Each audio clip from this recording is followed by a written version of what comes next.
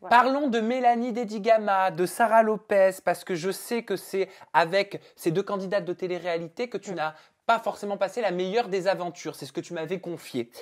Est-ce qu'on peut savoir, maintenant que tu as quitté l'aventure, pourquoi, on va commencer par Mélanie, pourquoi avec Mélanie, ça ne passe pas? Je comprends pas. Que ce soit Mélanie ou Sarah, de toute façon, elles sont pas redevenues copines pour rien, les deux. Elles sont aussi mauvaises l'une que l'autre, aussi hypocrites et fausses l'une que l'autre. C'est deux mégères, en fait. C'est Javotte et Anastasie, vu que je suis Cendrillon, mais version chirurgiquée. Donc voilà. Javotte et Anastasie. Pourquoi tu dis Cendrillon? Pourquoi tu dis Cendrillon? Ah oui, par rapport au coup du café. Ah ben voilà.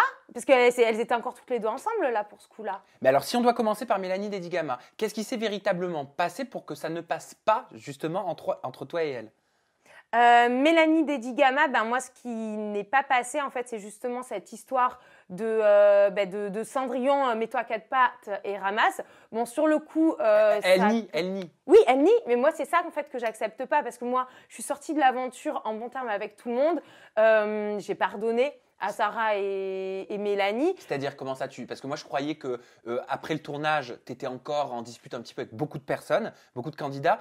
Non, c'est par la suite. En fait, en sortant du tournage, j'étais vraiment en bon terme avec tout le monde.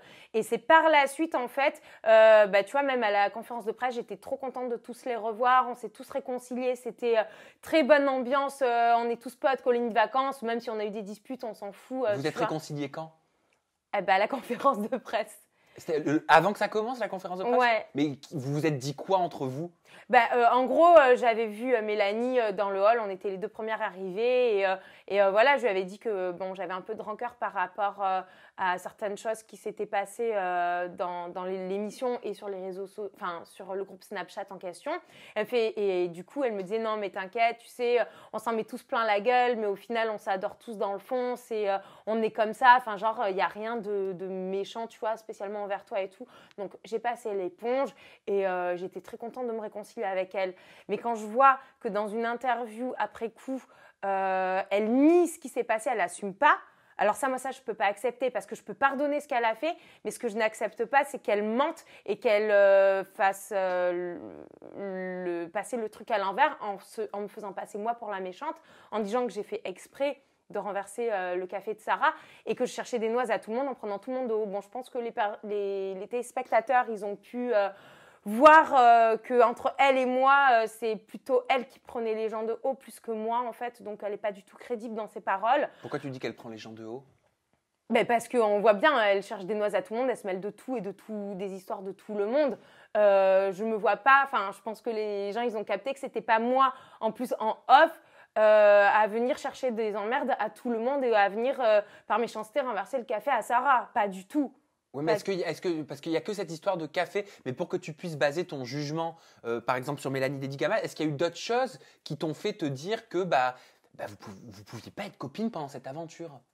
Ça, c'était le plus gros truc qui a fait qu'on ne pouvait pas être copines, mais elle était mauvaise, ouais, elle prenait un peu les gens de haut dans son attitude, elle te parlait des fois un peu comme à de la merde, après, c'est pas de sa faute, tu vois, type bipolaire, quoi. Alors attention, parce que la bipolarité, c'est une maladie. On ne peut pas dire ça comme ça. Oui, non, mais bien sûr. En plus, il y a des gens bipolaires qui sont très très bien. Je suis copine avec des gens bipolaires, donc c'est voilà. Mais voilà quoi. C'est pas quelqu'un de gentil qui a un bon fond du tout.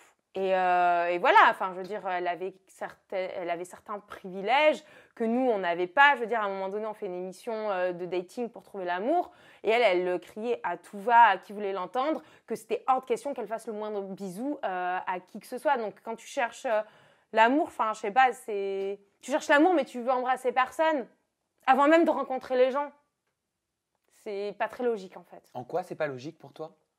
Je sais pas, quand c'est que tu cherches pas l'amour. Si tu veux pas, si tu es en refus catégorique, toi, de toute façon, il se passera rien avec personne, tu vois. C'est